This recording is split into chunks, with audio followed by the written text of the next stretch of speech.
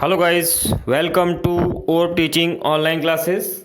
Today we will learn about the philosophical basis of curriculum. First of all, जिन्होंने अभी तक इस channel को सब्सक्राइब नहीं किया है उस चैनल को सब्सक्राइब जरूर कर दीजिए और बेल आइकन जरूर दबा दीजिए। ये घंटी जैसा बटन जो दिख रहा है उसको प्रेस जरूर कर दीजिए, जिससे फ्यूचर में आपको नेक्स्ट वीडियो का अपडेशन मिलता रहेगा। तो शुरू करते हैं पाठ्यक्रम के दार्शनिक आधार। पाठ्यक्रम के दार्शनिक आधार को समझने से पहले ये समझ लीजिए कि इस टॉपिक से रिलेटेड कौन कौन से क्वेश्चंस एग्जाम में बन सकते हैं और वो आपके एग्जाम के पर्पज से मोस्ट इंपॉर्टेंट क्वेश्चंस होंगे। तो शुरू करते हैं।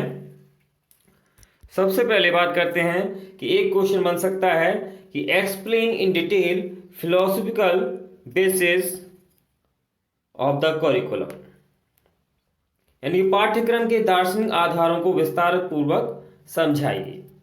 जैसा कि हमने लास्ट वीडियो में पढ़ा था कि पाठ्यक्रम के आधार कौन कौन से होते हैं, जिसमें हमने पाठ्यक्रम के ऐतिहासिक आधार, सांस्कृतिक आधार, सामाजिक आधार, मनोवैज्ञानिक आधार, आर्थिक, वैज्ञानिक सभी आधार पढ़े थे, जिसमें एक आधार है दार्शनिक आधार। तो एग्जाम में इससे रिलेटेड क्वेश्चंस आ चुके हैं और फ्यूचर में भी आ सकते हैं। तो दार्शनिक आधार को भी आप अच्छे से तैयार कर दीजिए, क्योंकि ये दार्शनिक आधार में पाठ्यक्रम के लिए बहुत इंपॉर्टेंट टॉपिक है। ये वो विस्तृत अध्ययन में आ जाएगा। पाठ्यक्रम के प्रमुख आधार समझाइए या पाठ्यक्रम के आधारों को समझाइए, तो उसमें सभी का डिटेल करना होगा। लेकिन दार्शनिक आधार जो है वो उसका ही एक पार्ट है, लेकिन उसका भी एक क्वेश्चन एग्जाम में कई बार आ चुका है। और एक क्वेश्चन और बन सकता है जो क्वेश्चन एग्जाम्स में आने को देखने को मिला है, पाठ्यक्रम और दर्शन शास्त्र में संबंध बताइए। What is the relationship between the curriculum and philosophy. तो इन दोनों को भी आप आसानी से समझ लीजिए। हम शुरू करते हैं अपना टॉपिक। सबसे पहले बात करते हैं दार्शनिक आधार क्या होता है। What is the philosophical basis. थोड़ा सा मीनिंग समझ लेते हैं। Under this along with society and nature the objects and experiences inside the school have a very important place. जैसा कि इसके अंतर्गत समाज और प्रकृति के साथ साथ विद्यालयों के अंदर की जो वस्तुएं होती हैं एवं अनुभव का अत्यंत महत्वपूर्ण स्थान होता है। अगली बात करते हैं भाई, दर्शन शास्त्र का जनक H.T. जॉनसन को माना जाता है। H.T. जॉनसन को दर्शन शास्त्र का जनक माना जाता है, जिनको हैरोल्ड टी जॉनसन भी कहते हैं। हैरोल्ड टी जॉनसन भी कहते हैं। आगे बात करते हैं, इनकी बुक पुस्तक हुई है फाउंडेशन ऑफ करिकुलम। इनकी पुस्तक हुई है फाउंडेशन ऑफ करिकुलम।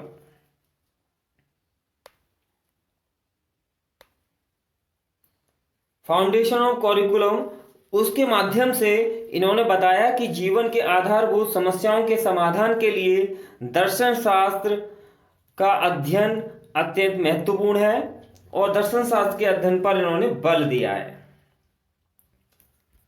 पाठ्यक्रम के द्वारा शिक्षा के विभिन्न उद्देश्यों की पूर्ति की जा सकती है, क्योंकि शिक्षा के विभिन्न उद्देश्यों की पूर्ति दर्शन से ही होती है। क्योंकि शिक्षा के जो भी उद्देश्य होते हैं उनकी पूर्ति के लिए हम दर्शन की शुरुआत करते हैं। अब इसमें आगे बात करते हैं इसकी कुछ मुख्य दार्शनिक विचारधाराएं कौन कौन सी हैं। सबसे पहला है आदर्शवाद। सबसे पहला है आदर्शवाद। अगर रिलेशन से पूछा जाता है तो आप यहां पर पॉइंट डालेंगे आदर्शवाद एवं पाठ्यक्रम। ऐसे ही प्रकृतिवाद एवं पाठ्यक्रम। तो सबसे पहले आदर्शवाद एवं पाठ्यक्रम के अंतर्गत क्या लिखेंगे। जैसे कि हम जानते हैं आदर्शवाद को अंग्रेजी भाषा में आइडिया प्लस इज्म के नाम से हम डिनोट कर सकते हैं। आइडिया और इज्म दोनों का शाब्दिक अर्थ अगर हम बात करते हैं तो दोनों का शाब्दिक अर्थ होता है आइडिया का संबंध विचार से होता है और इज्म का संबंध वाद से होता है।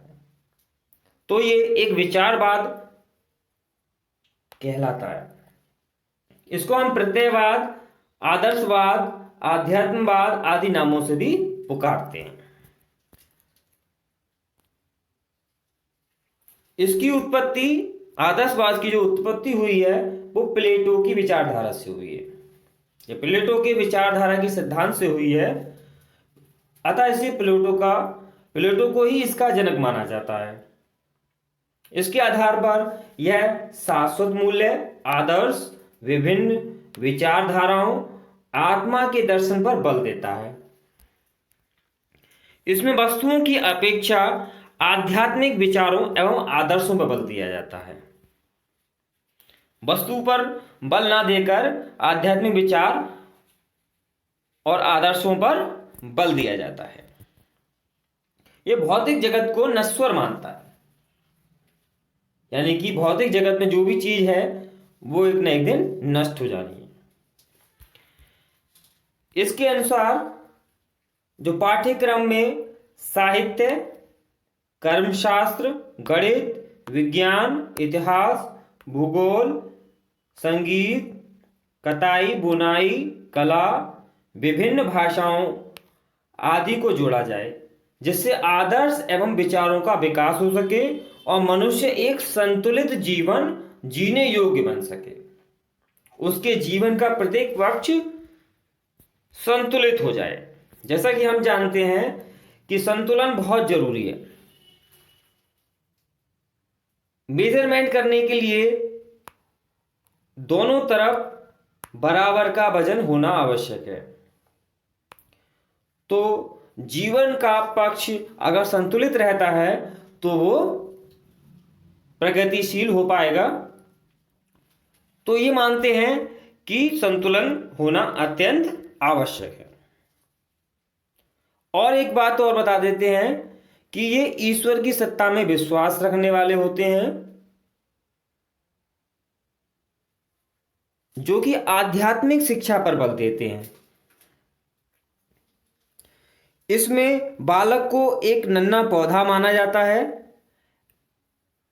और पौधे की तरह बालक को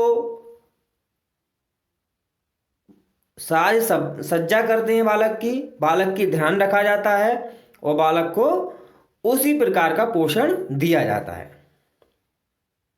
एवं आदर्शवाद के अंतर्गत पाठ्यक्रम में जो अनुशासन है उसमें स्वतंत्र अनुशासन के पक्षधर नहीं माने जाते। इनका मानना होता है कि बालक को अगर स्वतंत्र छोड़ देंगे तो वह मार्ग से भटक जाएगा। तो मनुष्य को मनुष्य बनाना है, अर्थात मनुष्य को मनुष्य बनाना है, तभी वह एक संतुलित जीवन जी पाएगा। एवं आध्यात्मिक विकास और एक नैतिक चारित्रिक विकास उसका हो पाएगा जो कि आदर्शवाद के माध्यम से हो सकता है। तो इसमें पाठ्यक्रम में साहित्य, कर्मशास्त्र, गणित, विज्ञान वगैरह आदि विषयों को शामिल किया जाता है। अगला पॉइंट बात करते हैं प्रकृतिवाद। तो जैसे कि अगर रिलेशनशिप की बात होती है, अगर संबंध की बात होती है पाठ्यक्रम और दर्शन शास्त्र का संबंध, तो प्रकृतिवाद एवं पाठ्यक्रम आप पॉइंट डालेंगे। जैसे कि प्रकृतिवाद को अंग्रेजी में नेचुरलिज्म कहते हैं, जो दो शब्दों से बना है, नेचर इज्म, यानी कि प्रकृति और वाद, यानी कि प्रकृति का वाद। और प्रकृतिवाद के जनक डेमोक्रिट्स माने जाते हैं। उनके अनुसार प्रत्येक वस्तु से उत्पन्न, यानी कि प्रत्येक वस्तु प्रकृति से उत्पन्न हुई है, यानी कोई भी वस्तु है वो प्रकृति से ही उत्पन्न हुई है और एक न एक दिन प्रकृति में ही मिल जानी है। आगे बात करते हैं कि प्रकृतिवाद के अंतर्गत पाठ्यक्रम से वे बालक को के व्यक्तित्व पर बल देते हैं कि बालक की पर्सनैलिटी कैसी होनी चाहिए, यानी कि बालक की पर्सनैलिटी कैसे विकसित हो सके, उस पर जोर दिया जाता है। एवं शिक्षा प्राकृतिक वातावरण में दी जानी चाहिए। बालक के स्वाभाविक विकास के लिए स्वतंत्रता दी जानी चाहिए।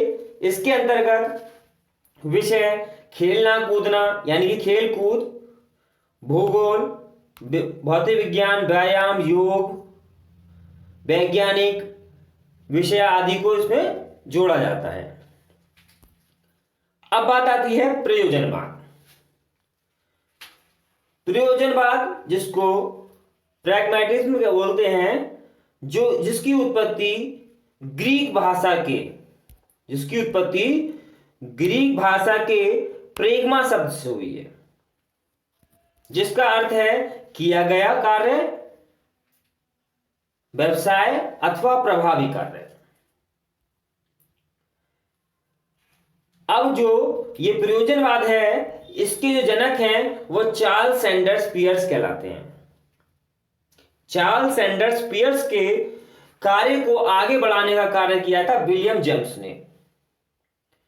तो बहुत से विद्वान ऐसे भी हैं जो विलियम जेम्स को इसका जन्मदाता मानते हैं। और इसके अंतर्गत कुछ कौन कौन से पाठ्यक्रम शामिल किए जाने चाहिए, कौन कौन सी विषय इसके अंतर्गत शामिल किए जाने चाहिए, वो है कताई बुनाई, भाषा, सामूहिक क्रिया, पाठ्य सहगामी क्रियाएं, व्यवसाय, कला, गणित, वैज्ञानिक विषय आदि इसमें शामिल किए जाने चाहिए, जो कि प्रयोजनवाद को और अच्छी रूपरेखा दे देते हैं। हम कह सकते हैं कि प्रयोजनवाद के जो विद्वान थे वो मानते थे कि पाठ्यक्रम का आधार बालकों की अभिरुचि, जिज्ञासा, उनकी उपयोगिता, एकीकरण, रचनात्मकता, अभिरुचि, कलात्मकता का हस्तांतरण एवं प्राप्त करना, जिससे बालक भविष्य के लिए तैयार हो जाए और वह स्वयं कुछ ना कुछ करके सीख जाए। प्रयोजनवाद के अंतर्गत पाठ्यक्रम में उन कार्यों के लिए सत्य मानते हैं जो उपयोगी हो, व्यवहारिक हो। यह लोग सैद्धांतिक शिक्षा को व्यर्थ मानते हैं, केवल प्रयोगात्मक शिक्षा पर ही बल दिया जाता है। इसमें परिणाम संतोषजनक होते हैं तो वे सत्य है या अन्यथा नहीं, इस पर बल नहीं दिया जाता। तो इसके अंतर्गत जो पाठ्यक्रम है वो रुचि के सिद्धांत पर बल देता है, उपयोगिता के सिद्धांत पर बल देता है, जीविकोपार्जन के लिए तैयार करता है बालकों को, यानी कि बालकों के अंदर अपेक्षित व्यवहार में परिवर्तन आना चाहिए, जो कि प्रयोग करके या खुद अनुभव करके या करके बालक सीख जाता है, स्वयं करके सीख जाता है, जो इसके अंतर्गत आता है। अगला पॉइंट है अस्तित्ववाद, एग्जिस्टेंशियलिज्म। तो अस्तित्ववाद के जो जनक हैं वो हम प्रवर्तक कह सकते हैं सरन कीरकेगार्ड, जिनका जन्म 5 मई 1813 में कोपेनहेगन, डेनमार्क में हुआ था। इसमें व्यक्ति के अस्तित्व को प्रमुखता दी जाती है। अस्तित्ववाद में व्यक्ति का जो अस्तित्व है, वास्तविक अस्तित्व जो होता है, उसको प्रमुखता दी जाती है। इसके अंतर्गत शिक्षा बाल केंद्रित होनी चाहिए, जब अस्तित्व पर बल दिया जाता है तो शिक्षा कैसी होनी चाहिए, बाल केंद्रित। इसमें पाठ्यक्रम का चयन बालकों की शिक्षा दर्शन हेतु स्वतंत्रता के चुनाव पर बल देता है। इसमें मानवीय विधियों का प्रयोग किया जाता है। बालक की आवश्यकताओं, योग्यताओं, जीवन की विभिन्न समस्याओं के हल के आधार पर, विभिन्न परिस्थितियों के आधार पर चयन करने पर बल देता है। अब बात करते हैं यथार्थवाद। अगर रिलेशनशिप संबंध पूछा जाता है तो यथार्थवाद एवं पाठ्यक्रम आप हेडिंग डालेंगे। तो यथार्थवाद के जो जनक हैं वो है अरस्तु, यानी कि यथार्थवाद के जनक है वो कौन है, अरस्तु। ये भी दो शब्दों से मिलकर बना है, रियलिज्म, यानी कि यथार्थ और इज्म, जिसमें यथार्थ यानी कि रियलिज्म जो शब्द है वो ग्रीक भाषा के रिस शब्द से हुई है, जिसकी उत्पत्ति ग्रीक भाषा के रिस शब्द से हुई है, जो भौतिक जगत को समझने के लिए कहता है। यथार्थवाद जो होता है वो भौतिक जगत को समझने के लिए कहता है, अर्थात भौतिकता वस्तु जगत को यह सत्य मानती है जो ज्ञानेंद्रियों द्वारा अनुभव की जाती है। ज्ञानेंद्रियां आंख, कान, मुंह, अर्थात व्यक्ति जो देखता है, अनुभव करता है, वही सत्य मानता है वो, यानी कि आप जो देख रहे हैं उसी को सत्य माने। शिक्षा की वास्तविकता के ज्ञान को दर्शाती है। बालकों के जीवन उपयोगी विषयों का अध्ययन करने पर बल देती है। ये जो यथार्थवाद है कि बालकों के जीवन में जो उपयोगी चीज है उन चीजों पर इसके अंतर्गत बल दिया जाता है। यथार्थवाद बालकों के वास्तविक जीवन पर बल देती है। इसके अंतर्गत कला, संगीत, इतिहास, भूगोल, साहित्य, भाषा, व्यवहारिक ज्ञान आदि विषयों पर बल दिया जाता है।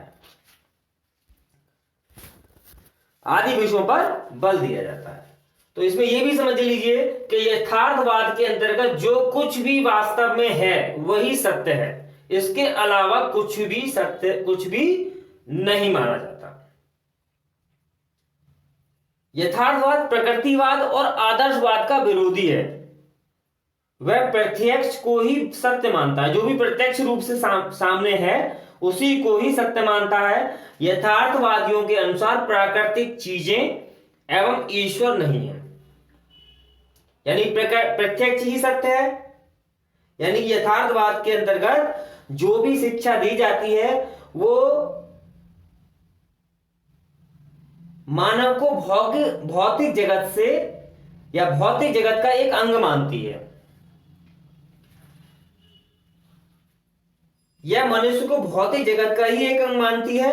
जैसा कि हम कह सकते हैं कि यथार्थवादी जो है वो कर्म में विश्वास रखते हैं और इनका मानना होता है कि मनुष्य अपने भाग्य का स्वयं निर्माता होता है। मनुष्य अपना भाग्य का स्वयं निर्माता होता है और ये प्रयोग पर बल देती है, यूज पर बल देती है। तो इसके आधार पर यथार्थवादी कर्म में विश्वास रखते हैं और हम उनको नास्तिक भी कह सकते हैं। तो संपूर्ण जगत में बहुत सारे अवयव को ये मानती है, तो जिसमें कला, संगीत, इतिहास, भूगोल आदि विषयों को शामिल किया जाता है। ये टॉपिक यहां कंप्लीट हो जाता है। अच्छे से तैयार कीजिए और चैनल को भी, वीडियो को शेयर करिए, लाइक करिए। Thank you.